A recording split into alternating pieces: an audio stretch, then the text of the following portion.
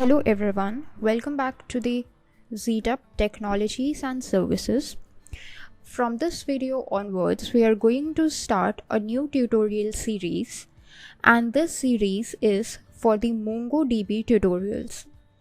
So in the MongoDB tutorials, we are going to discuss all the basics that you need to know to become well versed with this NoSQL database.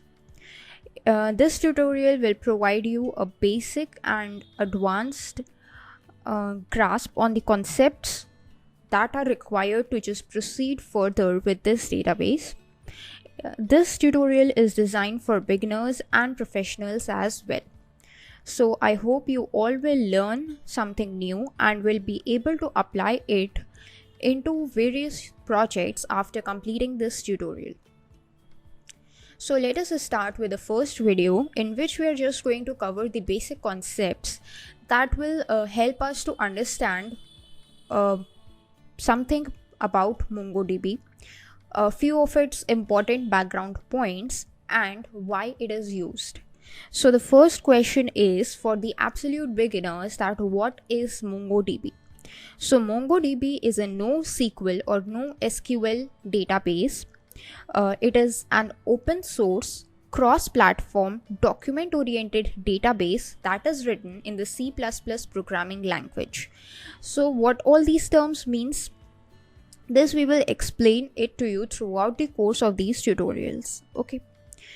So it provides us with the features of high performance, high availability, and automatic scaling. In simple words, we can say that MongoDB is an open source product, and its a company that developed it is known as 10gen. MongoDB is available under the general public license. That means we all can use it for free. But it is also available under the commercial license from the manufacturer. So if you want a paid version, you can just purchase it as well.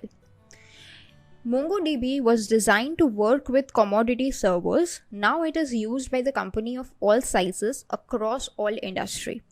And it is one of the leading databases in the NoSQL category that is widely used nowadays. It is a part of stacks such as the mean stack and the merge stack as well, that are used widely for the development of the applications. Now, let us understand that what is the history of MongoDB. So the initial development, or the very first development of the MongoDB, began in the year 2007 when the company was building a platform or as a service that was similar to Windows Azure. MongoDB was developed by a New York based organization called 10gen, which is its parent company as well. Now it is known as MongoDB Inc. It was initially developed as a platform as a service. Later in the year 2009, it was introduced in the market as a open source database server that was maintained and supported by the MongoDB Inc. The first ready production of MongoDB was released in the year 2010, and in the month of March, its version was version 1.4. Now, right now we are currently using the MongoDB 4.4.4, which is released in the month of February 2021, that is just a few days before at the time of recording this tutorial. Now, about the history, we have learned a lot of things about the history of MongoDB. Let us now take a look at the purpose of building MongoDB. That is, why did MongoDB was considered, or why was it built? So the question is, what was the need of MongoDB? Although there were many databases in action, the SQL based databases were performing really well. So why do we got to develop something like MongoDB? So there is a simple answer for that. All the modern applications that we see nowadays, that we can think of require a huge amount of data. Nowadays, whatever applications we are using, they are not relying on like table based data because the data is not uniform, it is different. Let us take an example of a post. Suppose you post the picture on Instagram. Then what happens? You have a plenty of things just associated with it.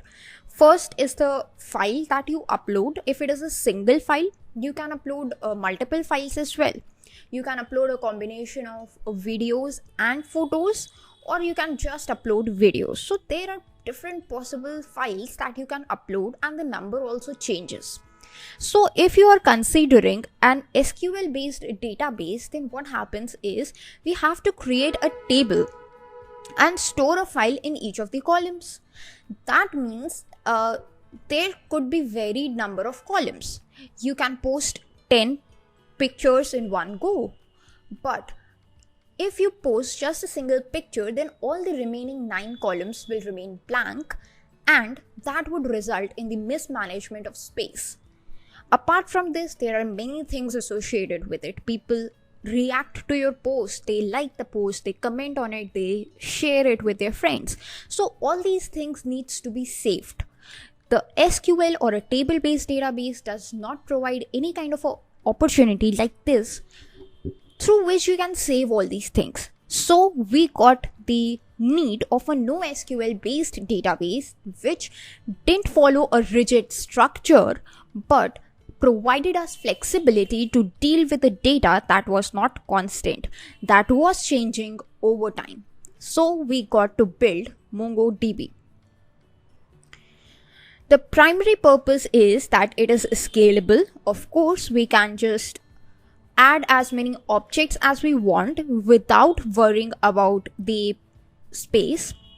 Its performance is very fast as compared to the SQL based databases because of course the memory issues.